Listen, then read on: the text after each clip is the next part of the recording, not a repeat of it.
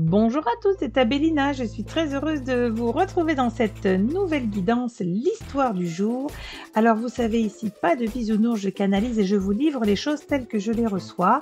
Nous allons aller voir avec l'univers quelle histoire pourrait coller au plus grand nombre de celles et ceux qui suivent ma chaîne et mes partages, en espérant que cela puisse vous éclairer sur la zone du cœur, de l'affect. Vous le savez, c'est compliqué quand on va sur ce domaine-là, puisque bien, nous mettons notre petit cœur, nous mettons nos espoirs, nos vœux, nos aspirations, mais nous ne devons jamais oublier de rester en modération sur la consommation de toutes ces lectures pour ne pas nous inventer une vie et surtout rester face à votre propre réalité de ce que vous vivez. Donc je vous demande beaucoup de discernement et d'écouter peut-être cette lecture si elle vous parle. Sinon, vous décrochez, c'est pas un souci. Gardez-le simplement en lecture un petit peu comme du divertissement. Le plus important, c'est que vous puissiez vous y retrouver. Sinon, c'est que ce n'est pas fait pour vous et c'est ainsi.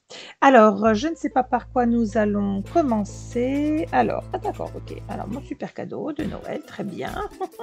Merci Sophie. Alors, voyons voir un petit peu. Oh là, alors, attendez, que j'essaie de comprendre où est-ce qu'on me place sur cette histoire du jour, histoire d'amour. D'accord. Oula, il y a un grand coup de maturité qui est pris. Je vous explique ce que je reçois. Ça part dans tous les sens, en visuel, en auditif. Je ressens des choses. C'est parti. Nous sommes dans un recommencement, je vais dire, concernant la personne qui s'interroge sur l'histoire du cœur, l'histoire de cœur, parce qu'on me parle du cœur et de cœur. Donc, je récupère bien les éléments tels qu'on me les donne. Sur l'histoire du cœur, eh bien, je pense qu'il y a des personnes qui vraiment ont eu une grosse difficulté à accepter certaines situations qui sont parfois considérées et constituées de vide, hein. Donc, on va considérer que dans ces situations, j'ai du cœur qui s'est emballé, j'ai du cœur qui a cru et j'ai du cœur qui est dans une situation où il y a énormément de points d'interrogation. Alors, au niveau de ce cœur-là, c'est le cœur matière, évidemment, c'est votre petit cœur, c'est votre souffrance, votre douleur intérieure. Deuxième aspect, on me parle de la relation de cœur. Donc forcément, on n'est pas du tout dans l'amitié, on n'est pas dans la famille, on est dans l'amour, le vrai, l'amour du duo, hein, on est bien dans ça, qu'on soit absolument clair sur le sujet. Là, je ne suis pas dans quelque chose qui serait entre deux, quelque chose de pas vraiment dit, établi. Je suis dans moi, dans mon cœur, j'ai ressenti, je suis au clair dans mon cœur. C'est comme ça qu'on me demande de commencer. On me fait préciser que par rapport à ça, beaucoup de personnes ont laissé naître des espoirs, des vœux, des attentes, et ont laissé également renaître, c'est très intéressant, un début, un recommencement, me dit-on, d'accord? Donc un recommencement de sentiments, ce qui signifie que ça faisait un moment qu'il n'y avait sans doute pas eu cette flamme, ce feu, ce match, hein, on va dire, dans cette rencontre. Ce qu'on me précise, c'est que les personnes qui ont laissé renaître à elles-mêmes les sentiments d'amour, d'émotion, etc., sont des personnes qui avaient vécu des parcours assez compliqués et je dirais des schémas même répétitifs parce que là, je suis en train de bugger au niveau de la parole et c'est pas du tout mon genre, c'est plutôt extrêmement fluide quand je canalise. Ce que je vois, c'est qu'il y a des schémas répétitifs qui vous font bugger, bloquer, bugger, ne pas réussir à avancer et c'est lié à deux choses. Premièrement, des angoisses qui sont générées par la notion même de l'amour. Tu vas me dire, bah mince alors, bah oui, bah je suis désolée, hein, moi je vous dis ce que j'entends et ce que je vois. Il y a des bugs qui sont liés aux angoisses, parce que les angoisses vont s'appuyer sur, évidemment, des schémas répétitifs toxiques, pas cohérents, pas constructifs, qui ont complètement verrouillé la zone du chakra cœur vibratoire, mais du cœur matière, à cause d'angoisse de « et mon Dieu, si ça recommençait, et si je m'étais fait avoir, et si j'avais mal compris, et si, et si ». Et deuxième aspect, au-delà des angoisses qui sont générées, j'ai également des limitations, donc des pensées limitantes qui sont là. Alors, qu'est-ce qu'il y a lieu de comprendre? J'ai certaines personnes, il va falloir qu'on mette les pieds dans le plat entre vous et moi. Vous verrez si ça vous parle ou pas. En général, quand on en parle à la personne, elle est dans le déni. Ça s'appelle la codépendance. Pour la codépendance, c'est très complexe parce que c'est un sujet qui est multifactoriel, On peut pas dire tiens, bah, c'est comme un pervers narcissique. Non, par pitié, arrêtez avec ça, de faire des généralités sur des thématiques et des patterns qui sont extrêmement précis et au final, où très peu de personnes rentrent dans ces patterns-là, on a beaucoup plus de narcissiques que de pervers narcissiques. On a beaucoup plus de personnes qui sont, je dirais, en peur de l'engagement que d'être vraiment des pervers narcissiques, qui sont même des personnalités fuyantes, etc. Il faut vraiment se documenter, arrêtez de mettre les gens en boîte ou vous-même, arrêtez de vous mettre en boîte dans oui, mais je suis ceci. Non, vous êtes comme vous êtes, vous faites de votre mieux, apprenez simplement à comprendre comment vous ressentez les choses. Je ferme ma parenthèse, mais les guides me disaient que c'était important, même si c'est pas agréable de l'entendre, pour beaucoup de personnes, il y a de la codépendance. Alors, cette codépendance, forcément, ça crée de l'angoisse. Ben oui, mais oui, je suis angoissée parce que je suis codépendant si l'autre m'abandonne, si l'autre ne vient pas, si l'autre ne veut pas, si l'autre ne construit pas, si. Et là, on est dans quelque chose qu'il faut comprendre pourquoi vous êtes mal à ce point. Le mal-être que vous avez si j'ai pas de message, si j'ai pas de réponse, si j'ai pas ce que moi j'avais espéré dans ma tête, mon petit monde à moi. Mais oui, mais l'autre, il est l'autre, l'autre, il est dans sa vie, l'autre, il est dans ses perspectives qui sont propres, et l'autre, il a son propre collier de nouilles. Alors autant vous dire que on a quand même deux mondes qui se rencontrent et deux mondes qu'on essaie de faire cohabiter parce qu'il y a de grandes chances que ça matche ou pas. Et c'est là où il faut pouvoir ouvrir les yeux et on vous dit vous allez faire preuve de sagesse et de maturité parce que vous allez comprendre les patterns que j'évoque. C'est-à-dire que vous allez comprendre que sur certains aspects, si vous avez le sentiment que votre cœur il bouillonne, il est là, mais qu'en face il n'y a pas la réponse à la hauteur, je parle bien de hauteur, eh bien il y a une réponse, mais elle n'est pas à la hauteur. Voyez la phrase. Et là on vous dit c'est un travail sur vous. C'est un travail sur votre petit cœur, c'est un travail sur la dépendance, c'est un travail sur la confiance en soi, la confiance ou la défiance. Hein. Vous avez d'ailleurs un ancien live que vous pourriez aller regarder, ça va vous secouer le coco.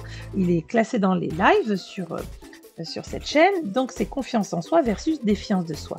Moi, j'ai quand même depuis tout à l'heure un sentiment, je suis mal à l'aise dans ce que je suis en train de lire. C'est-à-dire que je vois bien qu'il y a la naissance vraiment de sentiments qui sont là. Le cœur il bat, il est vivant, il est vaillant, je le ressens, je n'ai aucun souci. Mon souci, c'est une fois que ça s'est lancé, c'est comme si il y avait tout un brouillard autour. De ne pas savoir comment faire, comment dire, comment se positionner. Est-ce que ça va être comme avant? Est-ce que c'est en répétition? Oui, mais j'ai pas ce que je voulais, donc j'aurais voulu ceci. Oui, mais j'ai pas eu cela, mais alors comment je vais faire, etc. Et donc là, ce sont des vraies questions qui se posent pour vous quant à savoir, mais moi, quelle est ma place dans ce lien? Quelle est ma force? Quelle est ma sagesse? Est-ce que je peux me dire, bah oui, il a sa vie, l'autre, il a sa vie, ou elle a sa vie. Ben oui, mais pourquoi moi je suis comme ça accrochée? Pourquoi je suis en attente? Pourquoi j'ai besoin? Là, on a vraiment un sujet très intéressant. Il n'y a pas en face, pas de sentiment. Mais il y a vous avec une espèce de barrique énorme à remplir. Et c'est comme si vous pensiez que l'autre pouvait réparer le passif, c'est-à-dire le schéma répétitif que vous avez pu rencontrer, évidemment. Et c'est comme si vous disiez, mais oui, mais moi, s'il ne remplit pas, ça m'angoisse. Posez-vous la question de pourquoi vous êtes angoissé, pourquoi l'autre, il devrait être votre pansement, pourquoi l'autre, il devrait réparer. J'ai en face de l'énergie d'amour. Mais cette énergie d'amour, elle peut circuler aisément que quand elle n'est pas entravée. Or là, j'ai le sentiment que ce sont les mémoires liées au cœur, les mémoires liées aux angoisses, les mémoires liées à la codépendance. Alors vous savez que là aussi, il y a des degrés de codépendance. Donc, attendre trop de l'autre, il faut se demander. Alors chacun va avoir son niveau de perception, le trop, le pas trop, ce que vous voulez. Mais là, on a des éléments qui s'agitent un peu pour vous dire, t'es pas bien, ça doit t'alerter. Tu dois te regarder. L'autre, il est comme il est, tu l'as choisi, tu l'as vu sous un angle. Est-ce que tu n'as pas un peu arrondi les angles? Est-ce que tu n'as pas un peu transformé la réalité? Parce que dans ton schéma, j'ai besoin, je veux, je ceci, je cela. Moi, ce que je vais vous recommander par rapport à cette lecture du jour, évidemment, c'est de comprendre ce que ça veut nous dire. Et ce que ça veut nous dire, c'est très simple. Si je ne veux pas retomber dans mes schémas répétitifs qui vont mal se passer, qui vont me limiter dans ma réalisation, je dois accepter de voir mes angoisses et mes pensées limitantes. Mes angoisses, bon, ben elles sont là, il faut que je les identifie. Mes pensées limitantes, elles viennent d'où? De ma codépendance à l'autre. Alors, codépendance, ça peut être à la présence, au message, à la sexualité, aux mots d'amour, à la tendresse. Cette codépendance, elle peut, malheureusement, pour beaucoup de personnes, elle est sur beaucoup de plans en même temps. Donc, ça devient très lourd pour la personne en face qui peut-être est plus équilibrée, n'est pas dans cette dépendance-là et ne comprend pas que vous soyez mal en se disant « mais non, mais en fait, ça va bien entre nous ». Puis vous vous dites « mais non, ça va pas parce que j'ai pas ci, j'ai pas ça. Il manque ». Attention, si vous avez dans l'idée qu'il vous manque quelque chose, c'est que vous n'êtes pas en complétude. Or, rappelez-vous, nous devons avoir notre gâteau et l'autre n'est que la cerise sur mon gâteau. Dans quel état il est votre gâteau? Est-ce qu'il est bouffé de partout? Est-ce qu'il reste que des miettes? Vous en êtes tout. Je pense qu'ici, dans cette histoire du jour, on est en train de nous dire il y a tout pour que ça aille bien, mais comme à chaque fois, et c'est normal, de part et d'autre ou des deux, eh bien, il y a des travaux à engager, des travaux de conscience. Et là, en l'occurrence, on me parle vraiment de pouvoir s'apaiser, se calmer sur les peurs liées à l'abandon, liées à la tromperie, à toutes ces choses-là, parce que ce sont des schémas répétitifs chez vous que vous avez transportés. Alors, si vous n'avez pas vécu ces choses-là, vous n'êtes pas concerné par cette lecture. Ça ne vous empêche pas d'écouter quelques recommandations, mais comprenez bien que là, ça s'adresse manifestement à des personnes qui ont déjà des schémas répétitifs, qui sont sujets aux angoisses, qui ont des pensées limitantes, c'est-à-dire qui n'arrivent pas à se projeter dans l'univers de l'autre, dans la vision de l'autre, dans la posture de l'autre, dans son mode de fonctionnement. Alors, c'est toujours délicat de se rencontrer et de faire que ça matche, parce que ça veut dire aussi accepter de voir que quand ça vient taper chez nous quelque chose et que ça manifeste quelque chose de l'ordre du désordre, hein, eh bien, ça vient nous dire attends, t'es peut-être pas si équilibré ou l'autre ne te convient peut-être pas. Mais je suis pas dans ce cas de figure où je suis dans une relation toxique. C'est pas ce que je ressens. Je suis dans une relation qui est OK, mais qui n'avance pas comme vous voulez, qui ne prend pas le format que vous voulez, qui ne rentre pas dans ce que vous aviez en tête ou dans le cœur, etc. Oui, mais là, attendez, on va remettre l'église au milieu du village. Qui a un souci? C'est vous. Donc, si vous avez un souci, je pense qu'il faut essayer de comprendre pourquoi vous n'avez pas alors les paroles, les attentions, la présence suffisante, etc. Vous allez très vite faire le constat. C'est moi qui veux ça, mais pourquoi je le veux? Pourquoi c'est comme ça? Vous allez me dire, oui, mais parce qu'une relation, ça doit s'établir. Ce sont vos règles à vous, ce sont vos pensées limitantes à vous. Est-ce que l'autre ne vous aime pas parce qu'il ne rentre pas dans le remplissage de vos aspirations, de vos besoins, qui peuvent vous mettre mal, puisque je vous dis, on est sur le sentiment de, il y a quelque chose d'extrêmement puissant naissant dans mon cœur et je ne suis pas bien. Pourquoi? Tout de suite derrière, nous avons les schémas répétitifs du passé. Donc, si on veut que les choses changent, c'est pas l'autre qui va changer. C'est nous qui devons regarder pourquoi je suis dans ce lien et pourquoi je ressens ça. Il faut remonter sur vos travaux. Le truc le plus facile, c'est que vous commencez par exemple sur un sujet. Par exemple, moi je trouve qu'il ou elle ne m'envoie pas assez de textos. Ok, pourquoi?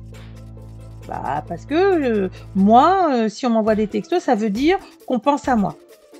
D'accord, mais pourquoi? Parce que si on ne m'en envoie pas, ça veut dire qu'on ne pense pas à moi. Pourquoi? Là, du coup, parce que j'ai besoin d'attention.